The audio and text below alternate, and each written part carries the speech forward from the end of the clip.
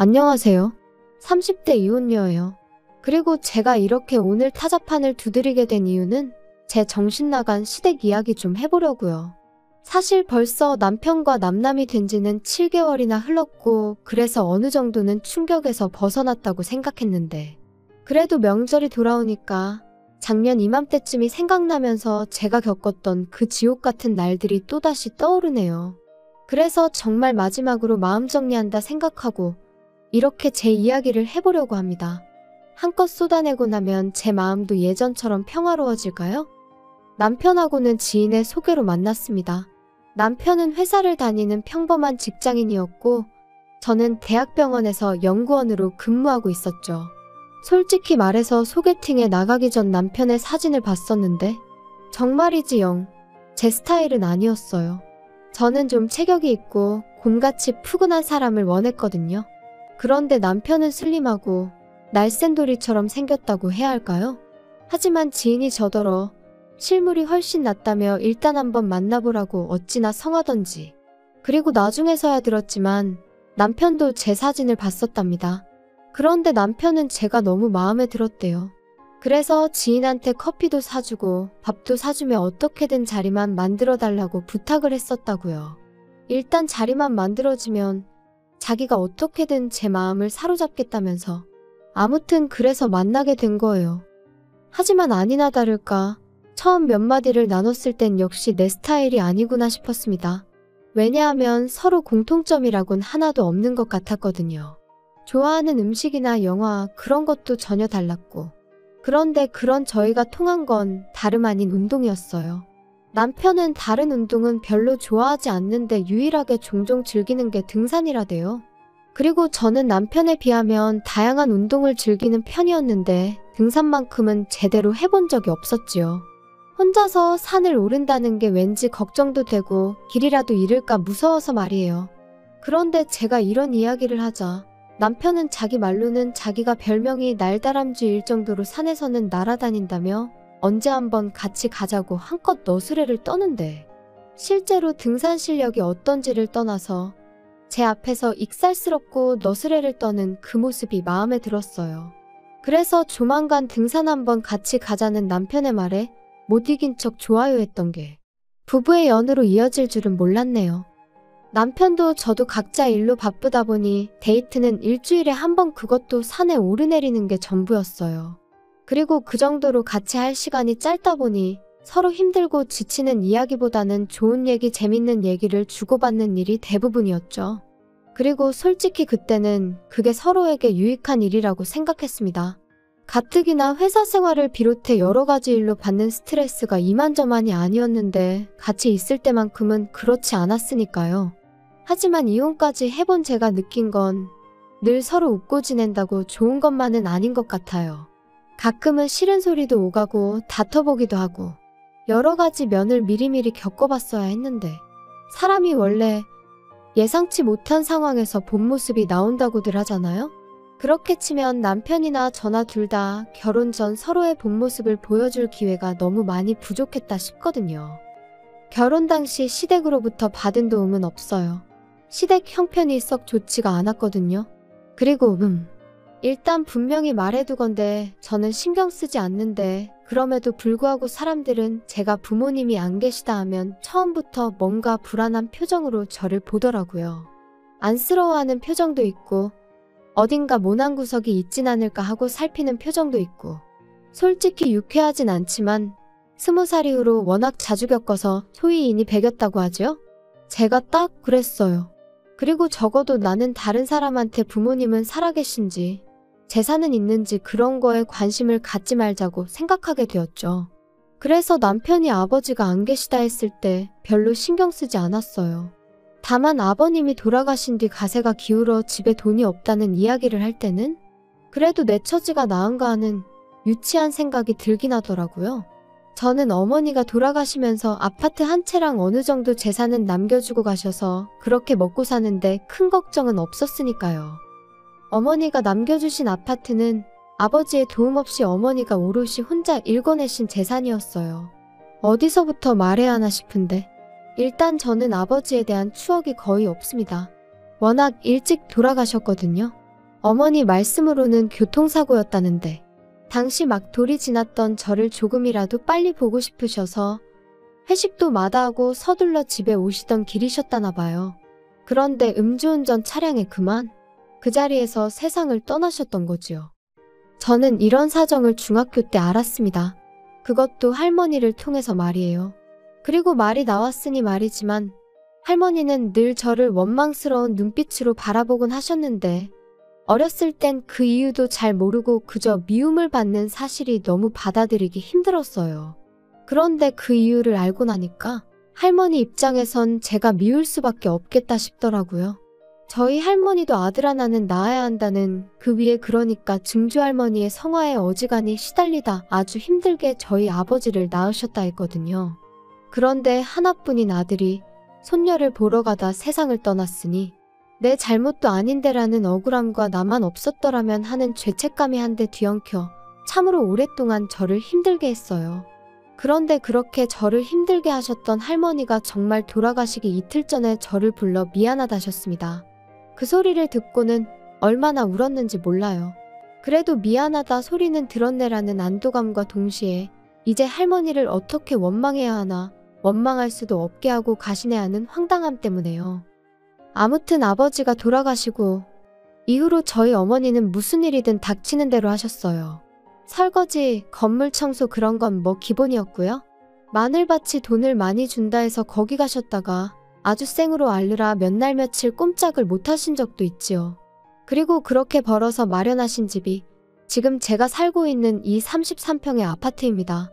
처음에 이 집에 들어왔을 때 환하게 웃으시던 어머니의 얼굴이 지금도 얼마나 선명한지 몰라요. 그래서 제가 다니는 직장에서 거리가 좀 있긴 해도 제 입장에선 파는 건 말도 안 되는 일이었지요. 그런데 남편이랑 결혼 이야기가 나오자 남편이 먼저 제 아파트 이야기를 꺼내며 거기서 신혼살림을 차리는 건 어떻냐대요. 그리고 저는 고민할 것도 없이 싫다고 했어요. 당시 남편도 돈이 있다고 했고 저도 돈이 있었으니 그 돈에 대출을 더해 새로 집을 구하면 되는 상황이었고 무엇보다도 그저 제 아파트는 비워두고 싶었어요. 제 마음 기댈 곳이 필요한 날 친정이다 생각하고 찾고 싶었거든요. 게다가 진작에 이런 이야기는 몇 번이나 남편하고 나눴던 차였기에 뜬금없이 신혼살림을 거기다 차리자 하는 남편이 어이가 없었죠.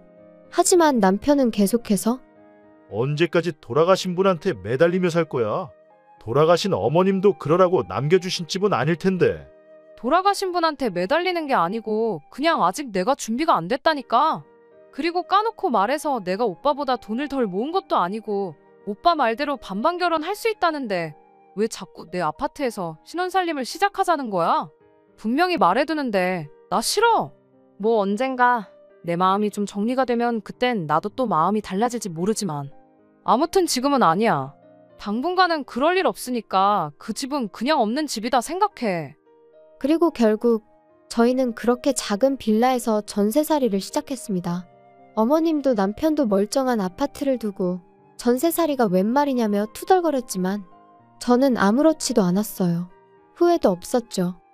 한편 그렇게 결혼한 지 어느덧 2년차가 되던 때였습니다. 신우가 만나는 사람이 있다며 재혼을 하게 될지도 모르겠다는 소식을 전해왔어요. 그리고 저와 신우의 관계는 썩 좋은 편은 아니었지만 그때만큼은 진심으로 축하한다 전했습니다. 신우와 인간 대 인간으로선 맞는 구석이라곤 하나도 없었지만 그래도 어쨌든 혼자 시조카를 키우는 걸 보면 짠한 마음이 안 드는 건 아니었으니까요. 돌아가신 친정어머니 생각도 났었고 참고로 왜 사이가 안 좋았냐 하시면 자기가 혼자 아이를 키운다는 이유로 주변으로부터 바라는 게 참 많았어요. 양보와 배려 뭐 그런 건 기본이었고 금전적인 지원이나 물질적인 지원도 거침없이 내놓으란 식이었죠. 계절마다 아이 옷을 사달라, 신발을 사달라 뭐 그런 건 기본이었고 저랑 남편이 제주도를 다녀온 적이 있는데 그걸 알고는 자기 애, 그러니까 시조카도 좀 데려가 주지. 시조카네 반 아이들은 다 미국이고 유럽이고 다녀오는데 불쌍하지도 않냐면서 저희한테 서운하다 어쩐다 그러더라니까요. 그러니 저로서는 하나 해주면 두 개를 바라는 신우가 부담스러울 수밖에 없었고 그렇게 자연스레 거리를 두게 되었죠. 그런데 그런 신우가 재혼을 할 것 같다 하니 참 잘됐다 싶었어요. 하지만 재혼 이야기가 나오고 석 달쯤 지났을 무렵이었을 거예요. 남편한테 물어보진 않았지만 헤어졌나 왜 가타부타 말이 없지 하고 속으로 생각만 하던 때였죠. 퇴근한 남편이 싱글벙글 웃으면서 저더러 얘기 좀 하게 여기 좀 앉아봐 그러대요. 왜? 무슨 일 있어? 기분 좋아 보이네? 좋지. 희진이 2달 후에 식을 올리기로 했다나 봐. 아, 정말? 잘 됐다. 너무너무 잘 됐어. 그런데 자기가 좀 도와줘야 돼. 아니 따지고 보면 자기한테 일방적으로 도와달라는 건 아니고 자기한테도 좋은 일이고. 뭐야? 뭔데 이렇게 자꾸 돌려 말해? 나 돌려 말하는 거 싫어하는 거 알잖아. 그게 희진이는 재혼인데다 애도 있잖아. 그런데 남자 쪽은 초혼이래. 그래서 남자 쪽 부모가 어지간히 희진이를 못마땅해 하나 봐. 너는 뭐 안 겪어봤으니 모르겠지만 희진이가 엄청 힘들어하고 있어. 아, 정말? 속상하겠다. 그러니까. 그래서 남자 쪽에서 한 1억이라도 해오면 어떠냐. 그러면 어머니가 좀 잘 봐주시지 않겠냐. 그런 소리를 했다대. 어휴, 뭘 또 그렇게 부담을 줘. 그리고 1억이 적은 돈도 아닌데. 돈은 있대? 걔가 무슨 돈이 있겠어. 이혼할 때 위자료도 한 푼도 못 받았고 지금 양육비도 제대로 못 받고 있는데. 그럼 어떡해? 그래서 뭐 지금 어머니랑 사는 빌라를 팔까 어쩔까 그러고 있나 봐. 그러면? 그거 어머님 놓으라며. 그거 팔면 어머님은 어떡해? 그럼 설마 우리가 모셔야 되는 거야? 그래서 말인데 자기도 우리 어머니랑 사는 거 불편하잖아. 그치? 뭐 솔직히 편하진 않겠지. 그러니까 나 정말 자기 고생시키기 싫거든.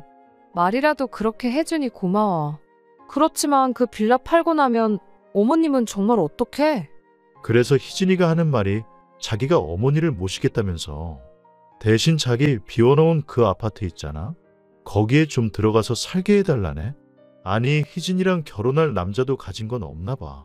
그래서 까딱하면 그 남자 본가에 들어가 살아야 되는데 그러면 이제 영진이가 9살이잖아. 얼마나 말썽을 피워대겠어? 그럼 이제 천덕꾸러기 취급받는 건 시간 문제 아니겠어? 아니, 잠깐 그러니까. 당신 동생이 지금 사귀는 남자 부모는 모시기 싫고 어머님이랑 살고 싶은데 살 집이 없으니 내 집을 내놔라 이거야? 빌라 팔아 나오는 돈으로는 뭐 지참금처럼 그 사귀는 남자 집에 갖다 바치고? 뭔 소리야 이게? 그게 말이 돼? 화만 내지 말고 한번 생각을 해봐. 아무리 생각해봐도 그것보다 나은 방법이 없어서 그래. 웃기시네. 빌라를 팔아서 시집을 가던 말던 그건 내 알 바 아니고 100번 양보해서 그렇게 하겠다고 하면 어머님 여기 오시라고 해. 같이 살아야지 뭐 별 수 있어? 나 어머님이랑 사는 거 괜찮아. 근데 내 집은 안 돼. 다짜고짜 집을 내놓으라는 남편의 말이 정말 기도 안 차더라고요. 그래서 단칼에 거절하고 2번 다시는 그딴 소리 꺼내지도 말라고 했어요. 신우한테 그렇게 내줄 집 같았으면 처음부터 신혼살림을 차렸지. 말이나 되는 소리냐 했죠. 하지만 남편은 계속해서 며느리인 제가 시어머니랑 같이 살아서 좋을 게 뭐 있냐며 자기랑 신우가 다 저를 배려해서 하는 소리인데 왜 그 마음을 몰라주냐. 말도 안 되는 소리만 해대는 거예요. 아니, 내가 괜찮다는데, 내가 모시고 살겠다는데 왜 둘이서 난리냐고. 결국 참다 못한 제가 어머님과 신우가 사는 집으로 찾아갔습니다.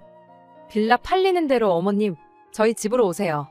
제가 얼마나 잘하겠다 이런 얘기는 못하겠지만 그래도 제가 어머님 모시고 살죠 뭐. 언니? 정말 이런 식으로 나올 거예요? 엄마는 내가 모신다니까요. 너무 속보여요 정말. 영진이 커가는데 봐줄 사람이 필요하니까 어머님 찾으시는 거 아니에요? 그리고 뭐 그렇게 모시고 살고 싶은 거면 모시고 살아요. 그런데 내 집은 안 되니까 집 문제는 알아서 하세요. 자꾸 내 신경 긁지 말고 알겠어요? 야, 너는 왜 이렇게 애가 이기적이냐?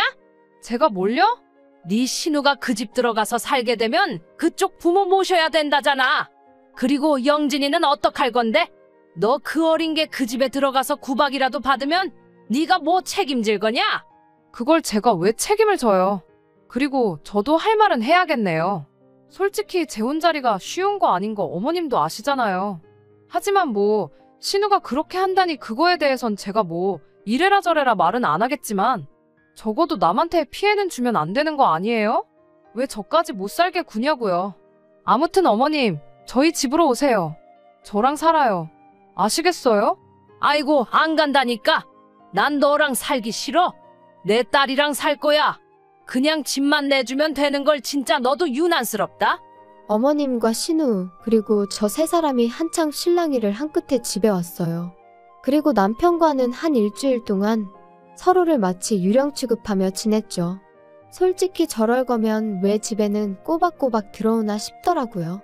그냥 나가버리지. 아무튼 저는 까놓고 불편한 건 하나도 없었어요.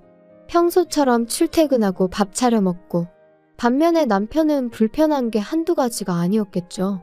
지 먹을 거라곤 라면밖에 못 끓여 먹는 인간이었으니 옷도 안 다려주니까 오기로 그러는 건지 뭔지 군대까지 다녀온 사람이 지 셔츠 하나 다림질도 못해서 꼴사납게 나가더라니까요. 하지만 뭐 그러던지 말던지 내 알바냐 내버려뒀어요. 그랬더니 이제 더는 안 되겠다 싶었는지 저더러 얘기 좀 하자고 하더라고요. 용건만 간단히 해. 이제 뭐 사과할 마음의 준비라도 된 건가? 사과는 무슨, 내가 너한테 뭐가 미안해야 되냐. 너야말로 이제라도 우리 어머니랑 내 동생한테 사과해라. 그 두 사람이 너 때문에 얼마나 속상해하고 서운해했는지 알아? 야, 너 솔직히 내 동생이 재혼하는 거 싫지? 싫어서 지금 회방 놓는 거지? 아니 이건 또 무슨 소리야.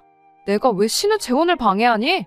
재혼을 하든 사혼을 하든 사혼을 하든 난 상관없어. 단지 내 집을 왜 탐내냐 이거야. 그리고 어머님을 내가 모시겠다는데 도대체 뭐가 문제야? 밖에 나가서 아무나 잡고 물어봐. 오갈 곳 없어지게 생긴 어머님을 모신다는 며느리랑 안 온다고 버티면서 며느리 집이나 내놓으라는 어머님이랑 누가 더 이상한 건지. 우리 엄마는 희진이랑 살고 싶다시잖아. 영진이도 키워주셔야 된다고. 아니, 효도도 부모님이 원하시는 대로 해드리는 게 효도지. 너 하고 싶은 대로 하면 그게 효도냐? 아우 알았어. 그럼 안 모시면 될 거 아니야? 하지만 그런다고 내 집도 못 들여. 나 지금 분명히 말하는데 안 모셔. 넌 진짜 이기적이다. 너 이렇게 이기적으로 살 거면 결혼은 왜 했냐? 뭐? 내가 그럼 뭐 당신하고 어머님 그리고 신우 입맛대로 꼭두각시 마냥 살려고 결혼한 줄 알았어? 당신이야말로 결혼이 뭐라고 생각한 거야? 진짜 어이없네. 우리 둘 다 결혼 잘못한 거 맞지? 그래, 이쯤에서 갈라서자고. 그리고 결국 허무하게도 그렇게 저희의 짧은 결혼 생활은 막을 내리게 되었습니다. 남편은 남편대로 저한테 질릴 대로 질렸다고 난리였고, 저는 그런 남편에게 이혼해 줄 테니 재산 딱 반반 갈라서 그걸로 네 여동생 시집을 보내든 어머님을 요양원으로 모시든 아니면 네가 다 데리고 살든 네 마음대로 하라고 했어요. 이번에 어떻게 잘 넘어간들 다음에라고 제 아파트 넘보지 않을 거라는 보장도 없고, 솔직히 제가 벌어서 산 아파트면 그래 좋은 게 좋은 거다 하고 신혼살림부터 아예 거기서 차렸을지도 몰라요. 하지만 제가 분명히 거긴 제 친정이나 다름없는 곳이라고 유일하게 마음을 내려놓고 쉴 수 있는 곳이라고 몇 번이나 이야기를 했는데 결국 그런 제 사정은 남편에겐 안중에도 없었다는 거잖아요? 그런 인간하고 한 입을 덮고 더 살아서 뭐 하겠나 싶더라고요.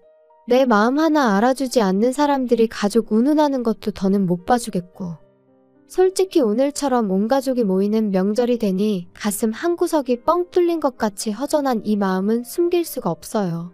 이런 날은 아무리 속속들이 제 사정을 아는 친구들이라고 해도 거기다 아쉬운 소리 하고 싶지도 않고요. 그래도 또 이렇게 한층 더 단단해지는 거라고 스스로 그렇게 되뇌어 봅니다. 저에게도 언젠가 봄날이 올까요? 조금씩 따뜻해지는 지금처럼 제 마음도 언젠간 따뜻해지길 바라봐도 되겠지요.